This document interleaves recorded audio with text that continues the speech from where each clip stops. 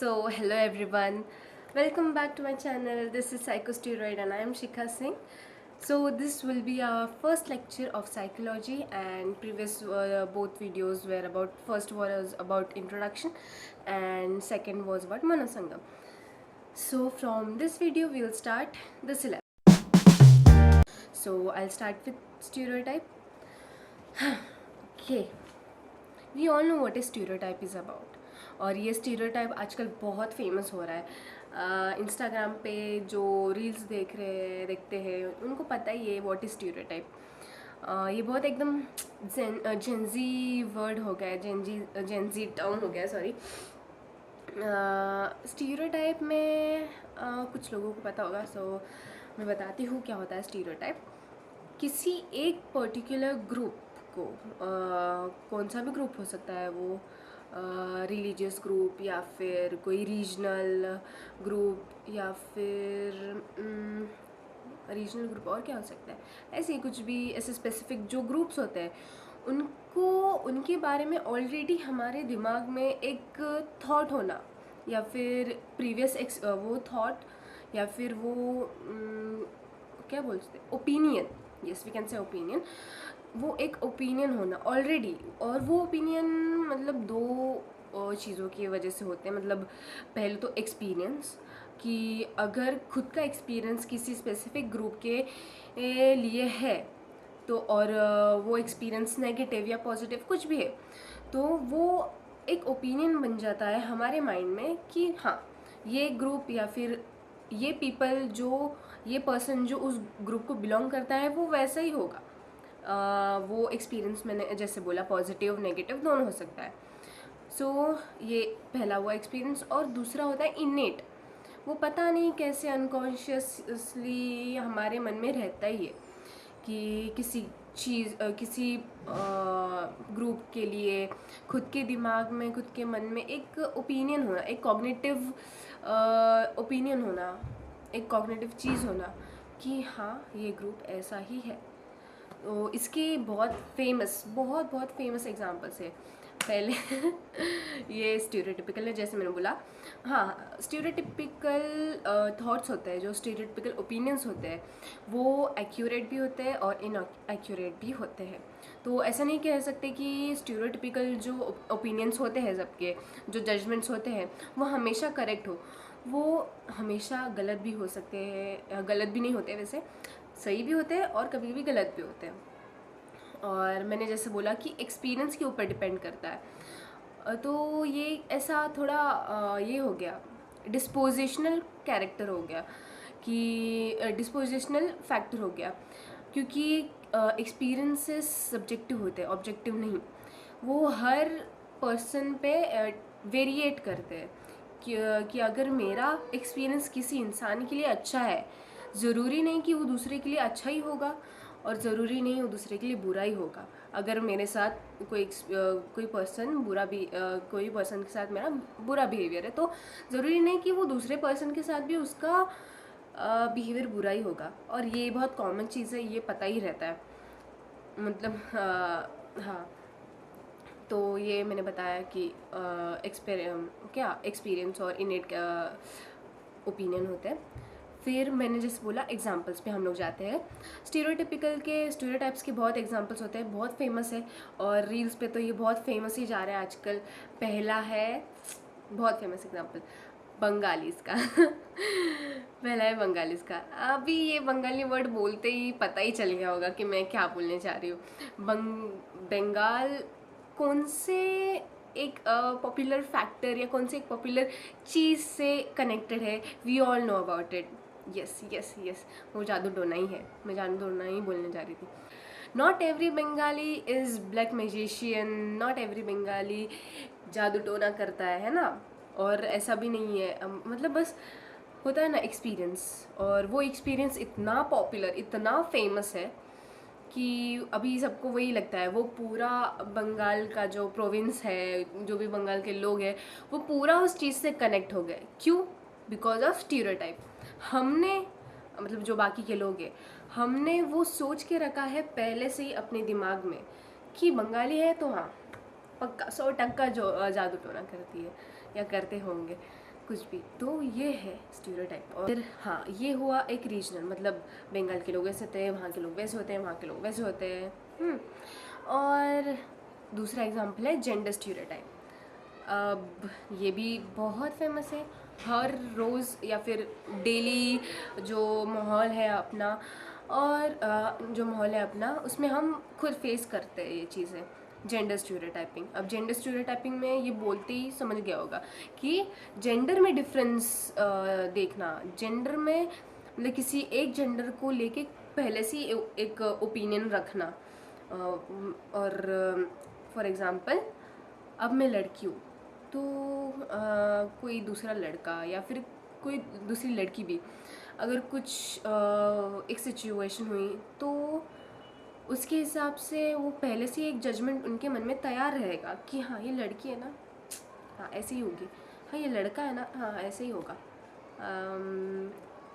तो मैंने बोला कि एग्ज़ाम्पल देखते हैं हम लोग कि समझो कुछ घर में काम है और बहुत बड़ा ऐसा शिफ्टिंग का काम हो रहा है, और हमारे घर में कोई पेरेंट है, वो हमेशा लड़के को ही बुलाते हैं कोई शिफ्ट या फिर कोई हेल्प, कोई हैवी चीज़ को लिफ्ट करना हो या शिफ्ट करना हो, वो लड़के को ही बुलाते। क्यों? क्योंकि उनको पता है क्यों? क्योंकि स्टीरियोटाइप, क्योंकि उनको पता है कि लड़का that he is stronger than women, stronger than female, stronger than the female. जो है घर में जो दूसरी फीमेल है उनसे हम स्ट्रॉन्ग ये है कि वही कर सकता है ये चीज़। इसलिए वो हमेशा मेल उनके लड़के या उनको ही बुलाते हैं शिफ्ट करने। और दूसरा एग्जांपल, हाँ फीमेल के इसमें से, कि लड़की है ना तो ऐसी ही होगी, मतलब ऐसे इमोशनल, ऐसे थोड़े रोतलू। मैंने कहा ये हमेशा एक्यूरेट नहीं होते और इनएक्यूरेट भी नहीं होते। वैसे बोथ, अभी इसमें भी वही आया कि नेगेटिव भी होते हैं और पॉजिटिव। स्टीरियोटाइप नेगेटिव भी होता है और पॉजिटिव भी होता है। नेगेटिव, अभी मैंने जो एग्जांपल्स दिए वो सब नेगेटिव ही थे, कि जेंडर स्टीरियोटाइपिंग में जो मैंने बोला कि मेल को ज़्यादा ये करना, और थोड़ा फीमेल को थोड़ा डिप्राइव्ड रखना, वो एक स्टीरियोटाइप हो गया। और पॉजिटिव स्टीरियोटाइप क्या हो सकता है, मैं बताती हूँ कि यही जेंडर स्टीरियोटाइप का ही एग्जांपल लेती हूँ मैं, कि ये लड़की है ना, हाँ ये she will have warmth, lots of love वगैरह, बहुत समझ के लेगी, बहुत समझदार है, ऐसा, ये पॉजिटिव स्टीरियोटाइप है। और नेगेटिव तो मैंने जैसे बोला है कि ये लड़की है ना, ये इतना भारी काम नहीं कर पाएगी। ये ऑफिस वर्क में बहुत होता है ये सब, कि ये लड़की है ना, इसको इतना लोड नहीं देना चाहिए, नहीं कर पाएगी, ये अच्छा काम नहीं कर पाएगी वगैरह वगैरह। तो ये नेगेटिव था। और पॉजिटिव जैसे मैंने बोला कि ये लड़की है ना, ये समझ के लेगी, ये बहुत प्यारी है, ये बहुत समझदार है वगैरह वगैरह। तो ये था जेंडर स्टीरियोटाइपिंग।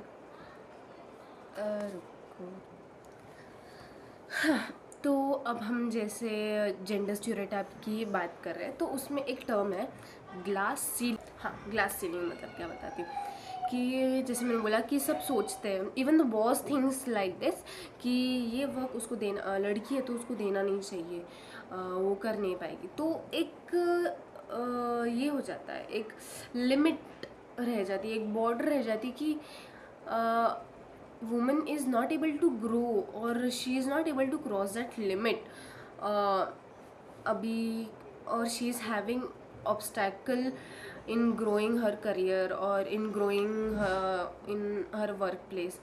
अभी देखो ना, अगर ये ऐसा डिस्क्रिमिनेशन होता रहा तो क्या होता है, the one who is facing the discrimination is demotivated a lot, और she is not able to progress or they are not able to progress। तो ये है एक लिमिट। तो ग्लास सीलिंग एक लिमिट है जो स्टीरियोटाइप, ओपिनियन और डिस्क्रिमिनेशन से क्रिएट होती है वर्क प्लेसेस पे। तो ये होता है ग्लास सीलिंग।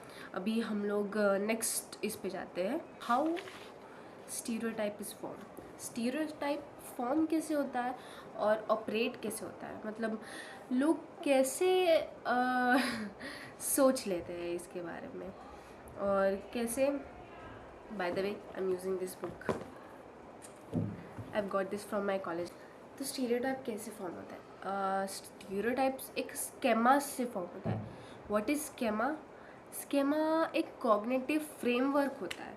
अब फ्रेमवर्क में बोलूँ तो एक कॉग्निटिव बॉक्स होता है, और हम उस बॉक्स के अंदर ही सोचते हैं। बॉक्स नॉट, वो बॉक्स के बाहर नहीं सोचते। वो बॉक्स एक लिमिटेशन है। लिमिटेशन क्रिएट होती है हमारे एक्सपीरियंस या फिर सराउंडिंग के लर्निंग से। तो box is a cognitive framework, और ये interpretation and recording of information. तो जैसे मैं बोला, it's a limit, it's a box. तो जिस पर्टिकुलर ग्रुप के बारे में हम जो चीज़ सोचते हैं वो है स्केमा।